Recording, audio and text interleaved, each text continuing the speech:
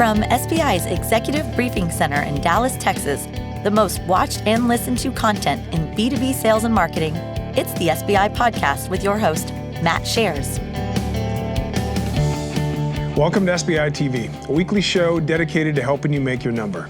Today we're going to explore how companies can plan, launch, and realize real value from strategic customer experience projects, one of the hottest topics we deal with right now. I'm your host, Matt Shares. I'm the CEO of SBI. Joining me today in the studio is Ryan Hollenbeck. Ryan is the CMO for Verint. Verint, if you're not familiar, helps organizations address two areas of the actionable intelligence market. In my opinion, they actually define the actionable intelligence market, which is customer engagement and cyber intelligence. So they do this by capturing large amounts of information from numerous data types, gleaning insights from the info, and then leveraging that, resulting in intelligence. So Ryan, welcome to the show. Thanks, Matt. Appreciate it. Yeah, great to see you. Thanks for having me. So Ryan and I are going to spend some time today talking about this hot topic. If you're watching or you're listening out there and you don't want to miss a show, I'd like you to head to the Apple App Store. When you get there, I want you to search for Sales Benchmark Index. When you see that, I want you to download the app. And then you can get the notifications that can bring you our content on your commute, on your travel, or while you work out.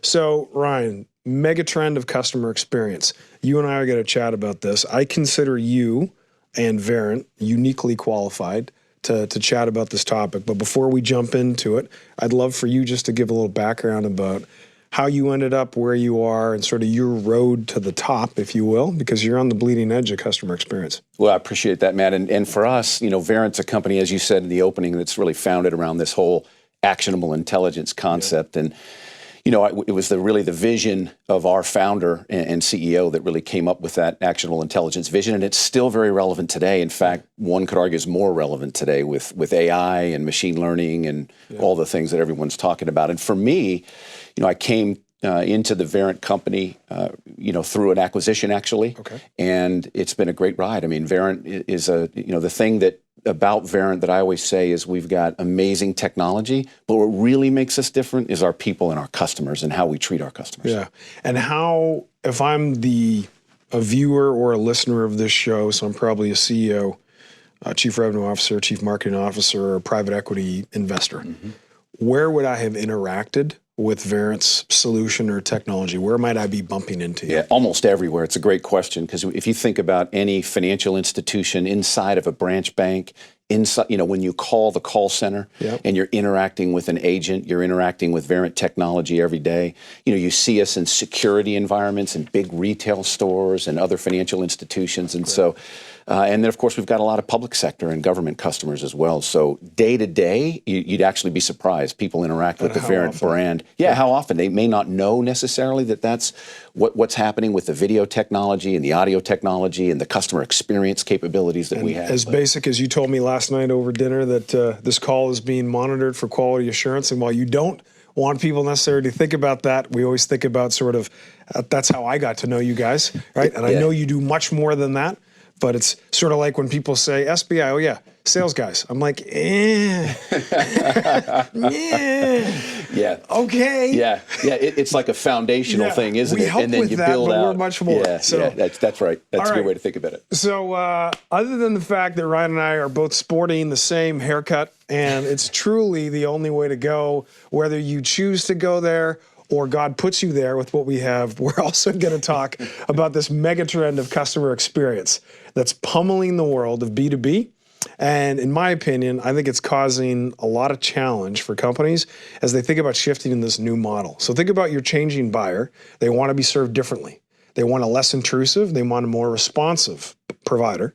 They also want less friction. So buyers in the enterprise are now insisting that their providers incorporate many of the features and functions that you see in a B2C online retail environment in B2B. If that was not confusing enough, boards and other investors see this massive trend.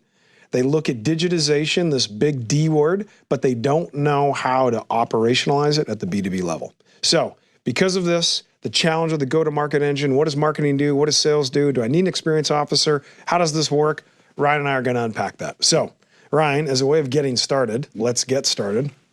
And I think when I think about customer experience, I think about sort of definitions if a company is going to say, we are going to be in the customer experience business.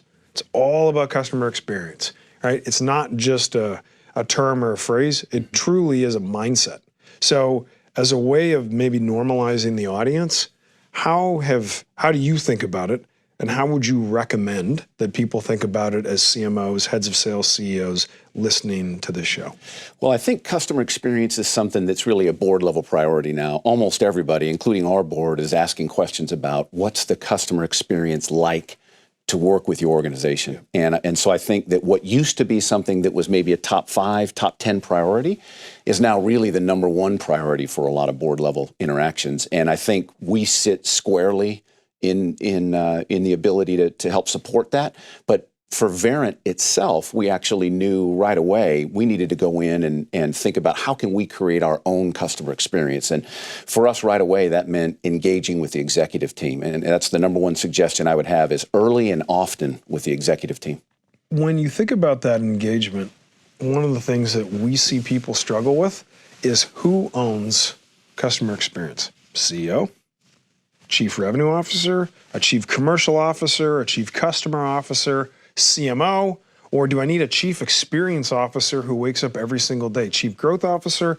There's all this confusion about where it sits, because when it's everybody's problem, it's nobody's problem. Yeah. So give me some feedback. I mean, for us, we felt like we immediately needed to get somebody that owned this right away. And my recommendation there would be get an expert. You know, we have a dedicated vice president of customer experience. You know, her name is Nancy Port. She's a dynamo in the industry, part of the board for CXPA. And we knew we needed someone like that to come in and help drive it. And we knew we needed executive sponsorship. And we had that right away with our president, myself, and probably 4 or 5 different other executives that we got involved immediately to help establish some sort of benchmark, some sort of background on where do we stand in the customer experience, what's the journey like now as a Verint customer, and where's it going in the future. Okay, so then if you think about it's things like a project versus a program, and one of the challenges that I see from where I sit is that companies will take on initiatives, and initiatives become projects. Yeah. But what a project signals is a start and an end. Yeah. Customer experience, my opinion, is it's more of a mindset shift of how business is going to be done, 2020 and beyond. Mm-hmm. And you're shifting the company's mindset that we're in the experience business. Yeah. It's more of a program of how we run the business. So with that as a backdrop, is there any governance or sort of rules of the road that you all have put in that you say, boy, that was smart. We saw a real uptick in mindset or skill set? Yeah, well, first of all, I think you're spot on. We're 5 years into our program now, Matt, and we've seen some amazing progress. That's a long time for a customer experience program. And I think, back to this idea that it's a board level priority, you can really establish a rhythm around bringing the customer a seat at the executive table over time. Because a lot of times it's not intentional, but you're sitting around a room, you got a lot of smart people, and they're coming up with ideas that are really a little bit inside out. And by bringing the customer's voice to the table, you're really transforming the way you think about things. It doesn't mean in every instance, if it's right for employees and it's right for customers, we're going to do it. I mean, but it doesn't mean in every instance that you're going to take it and just have it verbatim. It means bring it in and make it part of your thinking and part of your process. And to your point on governance, we think governance structure is the very first thing to start. You got to have some kind of executive steering committee, which we established right away. You've got to have some sort of cross-functional leadership team in play. And then over time, what we developed was what we call a catalyst network. And the catalyst network is a group of people that are on the ground, actually inside of various departments, from support to services to sales to engineering, every functional area of a software company, and they're actually bringing the voice of the customer back up, just as we're doing our annualized customer experience surveys and bringing the data down. And so by having all 3 levels, if you will, of governance, it really gives you a structured program to carry forward. That is a great insight. Okay, so segment 1, recap.